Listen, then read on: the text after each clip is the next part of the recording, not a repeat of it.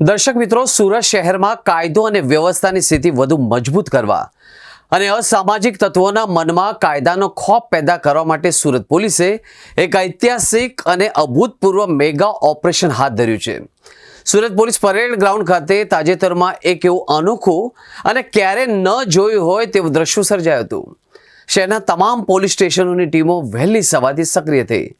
પોલીસે ગુનાહિત ઇતિહાસ ધરાવતા હથિયારો રાખનારા અને લુખ્ખાગીરી કરનારા તત્વોને એક ચોક્કસ લિસ્ટ તૈયાર કર્યું।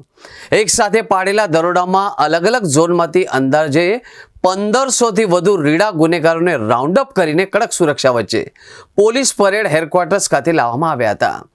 આ સમગ્ર ઓપરેશન દરમિયાન પરેડ ગ્રાઉન્ડની એક તરફ બનાવવામાં આવેલા ખાસ સફેદ રંગનો ટેન્ટ એટલે કે વ્હાઇટ ટેન્ટ આકર્ષણ અને ગુનેગારો માટે ભારે ભયનું કેન્દ્ર બન્યો હતો। આ ટેન્ટની અંદર ગુનેગારો માટે એક એવી સ્પેશિયલ ટ્રીટમેન્ટની વ્યવસ્થા હતી કે જેનાથી રીડા ગુનેગારોના પણ ધબકારા વધી ગયા હતા। જ્યારે કોઈ આરોપી આ વ્હાઇટ ટેન્ટની અંદર જતો ત્યારે બિલકુલ સામાન્ય ચાલ સાથે એન્ટ્રી કરતો હતો, પરંતુ બહાર નીકળતા જ તેની ચાલ બદલાઈ જતી હતી। ગુનેગારો લંગડાતા તંબુની બહાર નીકળતા નજરે પડ્યા હતા। આ ટેન્ટમાંથી આરોપીની ચીસો અને બૂમો પડવાના જે અવાજે પણ સ્પષ્ટ સાંભળતા હતા, જેને કારણે ગ્રાઉન્ડમાં બેઠેલા અન્ય ગુનેગારોના પણ પરસેવા છૂટી ગયા હતા। જોકે આ રહસ્યમય વ્હાઇટ ટેન્ટની અંદર શું ચાલી રહ્યું હતું એ અંગે કોઈ પણ પોલીસ અધિકારી સત્તાવાર રીતે કંઈ પણ બોલવા તૈયાર નથી।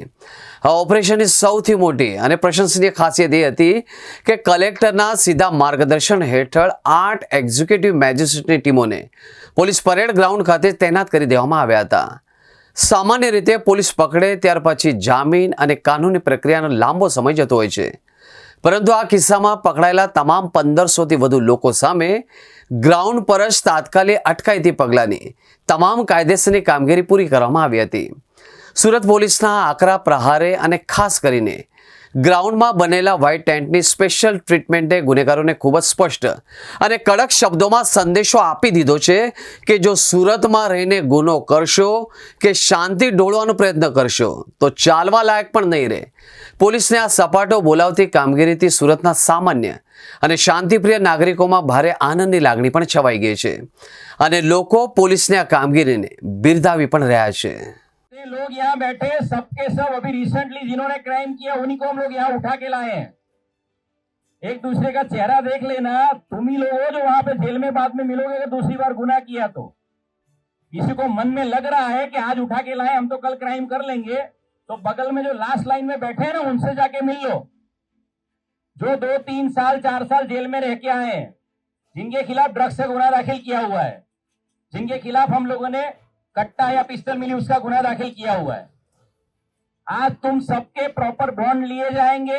हमारे एग्जीक्यूटिव मजिस्ट्रेट हमारे साथ है, उनके सामने रह के तुम्हारे बॉन्ड लिए जाएंगे और उसके बाद अगर आप लोगों ने कोई भी गुस्ताखी की या कोई भी क्राइम किया तो तैयार रहना, आपकी या तो पासा होगी या तो तड़ीपार होगी। और अभी रिसेंटली हम लोगों ने कम से कम 25 से 30 लोगों को इस साल गुस्सी टॉक के केस में भी दाखिल किया है और अरेस्ट करके जेल में भेजा है। और एक बार अगर गुस्सी टॉक हो गया तो 2-2 3-3 साल तक आपको जमानत नहीं मिलेगी। और ये आप लोगों को शांति से प्यार से आज बुला के लाए हैं, पहली बार और आखिरी बार। इसकी बार कभी यहाँ से समझाने के लिए हम लोग नहीं आएंगे। वीडियोग्राफी हुई है, सबके डोजियर बन गए हैं, सबके पूरे परिवार का हमारे पास पूरा फैमिली चार्ट हमारे पास है, किसके कुटुंब में क्या है कौन है हमको सब पता है।